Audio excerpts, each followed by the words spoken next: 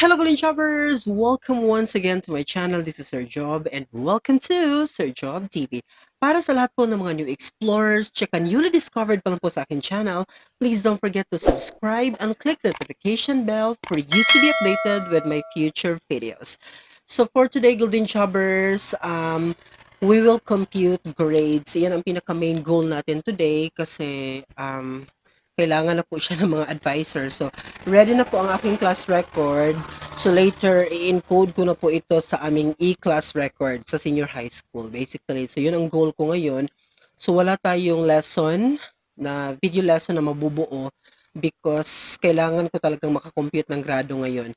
So, pasensya na po, medyo pinagpapawisan po ako because hindi po ako naligo talaga, to be honest with you. Ngayong araw na ito, hindi po ako naligo kasi punas-punas lang po tayo because as I said sa aking previous video na in-upload kagabi, um, nagkaroon po tayo ng natural healing ngayon no, with the use of kalabo because I have my ubo talaga and I feel something within my body na hindi ko alam kung ano nangyayari ngayon.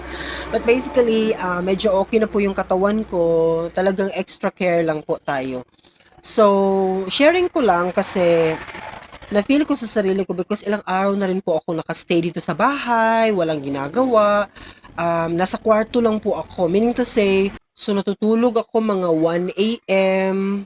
and gumigising ako mga 8 or 9 a.m. na. So, hindi na po talaga ako nasisilawan ng araw. So, I feel like there's a problem ng ganung lifestyle natin. So, kaninang umaga po, talagang gumising ako ng maaga. It's not the usual na ginagawa ko. So, gumising ako ng maaga kanina and then nagpainit ako. I face the sunlight for just about mga 30 minutes po yun na talagang nasa sunlight ako at nakatutok. Tapos, I move my body in different movements, something like that.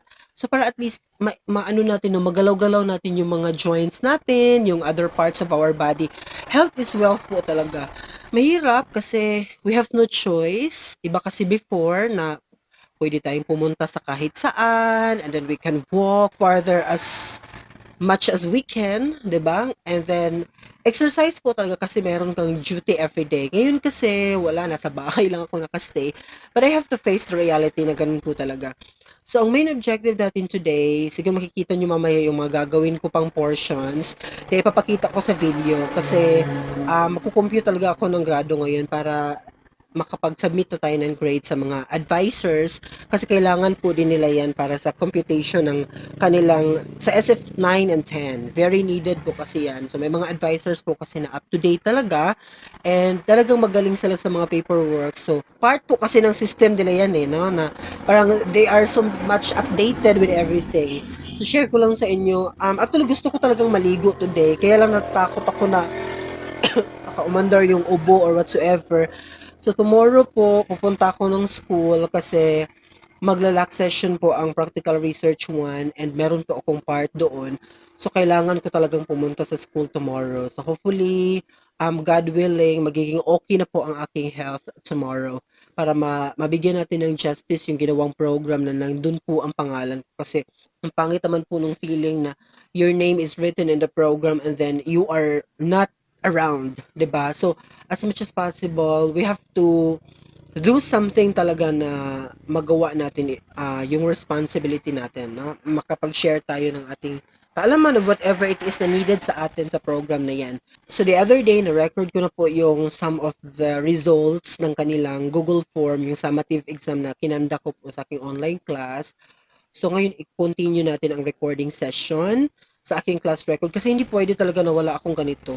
I usually have this kind of record before ko siya nilalagak talaga sa online class, sa e-class record kasi like for example, every time na meron akong i-check, hindi ko na kailangang buksan pa yung aking laptop, no, 'di ba? Para ma-check kung meron siyang activity, kung meron siyang ganito, ganyan. So para at least you have your record, no, na nandito siya. So kaya I usually have to keep class record talaga.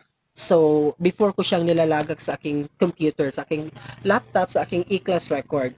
Kasi diretso na po kukumputin doon kung ano po yung grado talaga ng isang estudyante na yan. So, basically yun po. Share ko lang sa inyo, kasi ngayong pandemic po talaga parang there's a problem, no, with how we could be able to understand online class, the modular modality, and specifically, malaking tanong po sa atin ngayon kung paano po natin i-justify ang ating mga estudyante when it comes to their grades, no? Because they're asking too much na paano mo niya justify ang aking grado? How are you going to assess the learners? Sa akin po kasi, very basic po kasi na pag sinabi nating pandemic, we are facing the global crisis. So meaning to say, lahat po ay nagsa-struggle. When it comes to the modular modality, hindi natin alam kung gaano kahirap ang kanilang buhay. When it comes to the online class, we don't know also kung gaano kahirap ang kanilang buhay. So basically, as a teacher, I told myself na to lower down my standard just for this particular moment. Kasi hindi natin kayang i-control. We don't know the reality of these particular students. So basically, dapat we have to understand them holistically, 100%. But you know, as a teacher, I usually have to give everything na pinangarap ko sa klaseng ito. Yung the kind of setup na normal class pa rin siya, pero kung hindi kaya i-cope up ng estudyante, yung pinaka-basic talaga, kasi nahihirapan siya because walang internet connection, there's a problem of the gadgets and everything, I also have to recognize countless considerations with this one. Kasi alam ko po na may mga ganitong instances talaga. Pero, as a teacher also, as a kind of teacher, ito din po ang aking principle. I will not lower down the standard as very lower talaga yung standard. Kasi para sa akin din, may mga estudyante din namang nangangailangan. Okay? This is how I have to justify. May mga estudyante din namang nangangailangan ng standard, ng quality of learning despite the pandemic, 'di ba? Gusto pa rin nilang ma-exercise yung quality education, yung quality learning that's supposedly to be catered and to be shared to them. Without the pandemic, ganito sana ang kanilang mararamdaman. So basically, ganyan.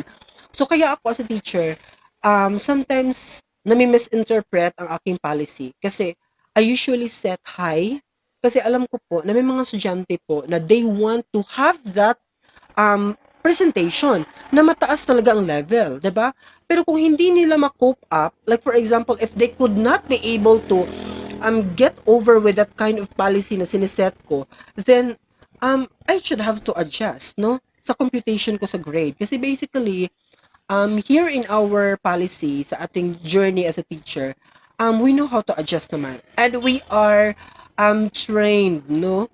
To adjust, to stretch, kung ano pa ang kaya mong i-add for the grade na mas mapabongga ang grado. Kasi, what is grade in the first place? Just a number. And ako yung teacher talaga na I'm not holding that kind of privilege sa mga estudyante ko na maibigay sa kanila. If you deserve 99, if you deserve 100, if you deserve 98 or whatever, I give you that. To? Wala akong concern. I mean, I'm not thinking of controlling kasi hindi naman po ako insecure as a person. If that student is really brilliant enough, if that student is skillful enough, no, powerful talaga siya, then I would have to, to recognize the things that she can perform in the class. Something like that. Kasi nalalaman naman natin yan eh. As a teacher, we know how to evaluate kung sino talaga ang tunay na magaling sa ating klase. So basically, so ngayon, there's no computation of examination kasi yung summative na ibinibigay natin sa kanila, whether it's online or modular class, hindi naman natin alam kung sila ba ang sumasagot niyan. And they have a lot of access sa internet, a lot of access sa Google to check the information needed sa question. Kaya ngayon mahirap talaga sa mga part ng teacher. Sa aking case, parang I I have no motivation to work on the questionnaires, to work on the exam, kasi alam ko na they can access anywhere. They can ask the people, they can ask the Google and other search engine na pwede nilang mapanood, makita, ma-search yung sagot doon sa question na ibinigay mo. So parang sometimes nagkaroon ako ng less motivation now to to conduct examination, to conduct something like that. But basically, as part of the learning procedure ng ating mga estudyante, ibigay pa rin natin yung mga questionnaires na yan. Like for example, sa mga modular na mga questions and activity sheets or activity questions, um, you really have to give it to students kasi by just reading and by just answering that one frequently sa kanilang bahay, whether they ask someone to answer or they have their tutors or they use Google to answer the questions, basically learning still being processed on that particular level. So I should say, so meron pa ring learning, meron pa ring kaalaman na nakuha ang isang estudyante by that particular thing na ginagawa natin. So um, ngayon, because this is pandemic, panawagan ko sa lahat ng mga teachers, whether you are in elementary, high school, or college, or whatever level lang teaching ngayon ang ginagawa mo, I should have to say, or panawagan ko sa inyong lahat, let's give considerations to our students. Huwag nating iset yung pinakamababang grado para sa kanila. Kasi ako ngayon, nang nagkaroon ng pandemic, ang lalaki ng mga gradong binibigay ko sa mga estudyante. Kasi for me, hindi ko naman sila na-assess properly. Hindi ko naman sila nakita talaga kung sino sila. So, why should I have to give small grades to them? So, ang ginawa ko po, nag-set ako ng level, no? Na eto po ang pinakamababang grado na ibibigay ko. As much as possible, hindi ako nagbigay ngayon ng line of 7. For my high school students, hindi ako nagbigay sa kanila ng line of 7 kasi parang bonus na rin sa kanila na despite the situation, lumaban ang mga batang ito. No, hindi biro na wala kayong pagkain kasi walang trabaho ang father mo, na wala ng trabaho ang mga kapamilya mo.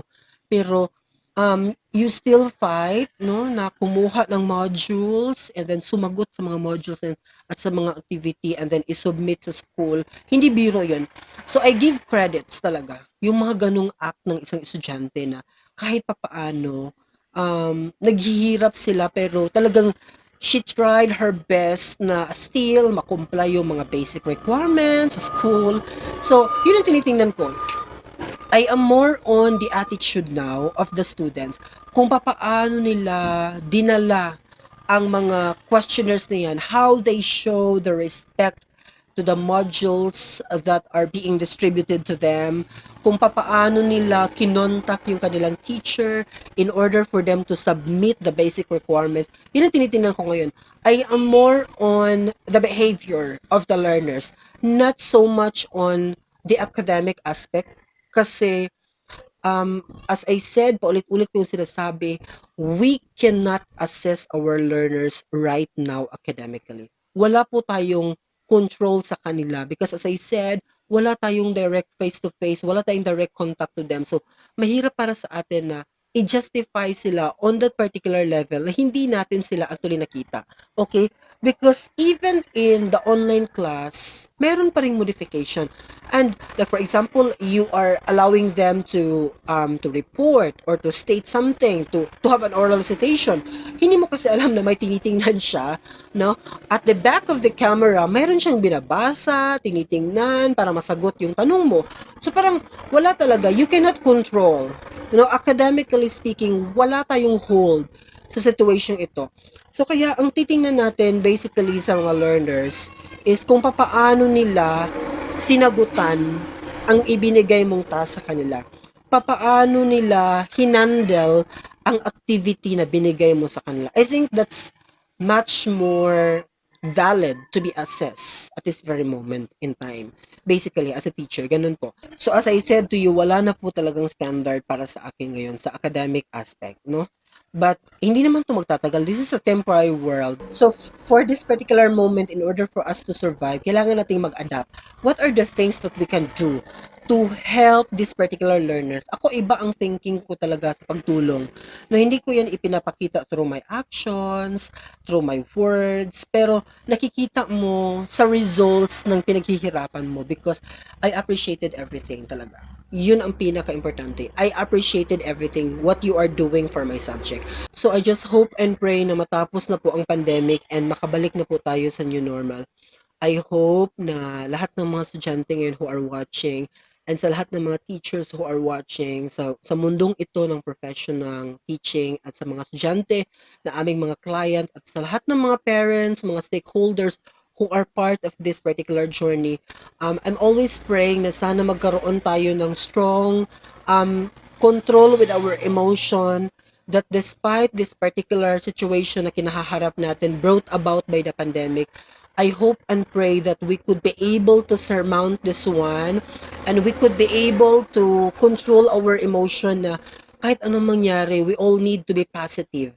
No, iintindihin po naming mga teachers, ang aming mga learners, ang aming mga parents, and I hope also learners, you will also have to take responsibility in understanding your teachers.